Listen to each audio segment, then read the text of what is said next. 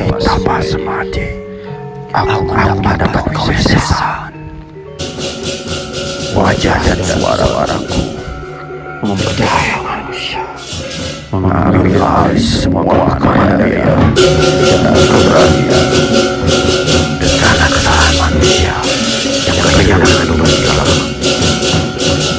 maka kupasung kau dalam maya.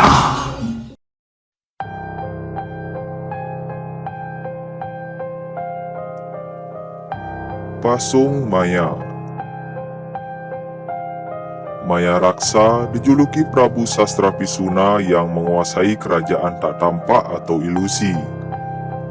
Ambisinya untuk menguasai dunia nyata membuatnya menempuh tapa semadi selama bertahun-tahun, hingga akhirnya ia dianugerahi sebuah kesaktian yang dengan kepandaiannya ia mampu memanipulasi setiap realita lalu menariknya ke dalam dunia maya. Dan secara perlahan ia mengambil alih setiap kepandaian dan keberanian. Dia seolah menjadi sumber pengaruh setiap kecerdasan, bahkan selera yang tidak teguh kebenarannya. Hingga hasrat kehidupan manusia pun kehilangan logika, dan seterusnya terikat. Tak disangka kesaktiannya yang kejam sekaligus mempesona sungguh merasuk ke dalam jiwa-jiwa yang lemah yang sebelumnya telah ditanamkan ilusi data akan kenyataan.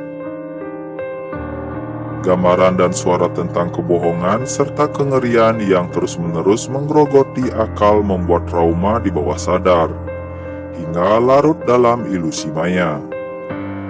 Mereka hidup tanpa kehidupan. Jiwa-jiwa itu mati dari dunia sebelum tubuhnya. Mereka menghamba padanya dan masuk perangkap ajian Pasung Maya. Kelak atas restu semesta, orang-orang yang terpilih akan muncul sebagai Nang Yang Tutur, sang pembangkit kesadaran dan memurnikan kehidupan. Saat itu sang kalalah yang menentukan. Marmar Herayukti 1944. Cerita ini merupakan sinopsis dari Ogoh-Ogoh Banjargemah tahun 2022 yang dikutip dari Instagram Marmar Hertz.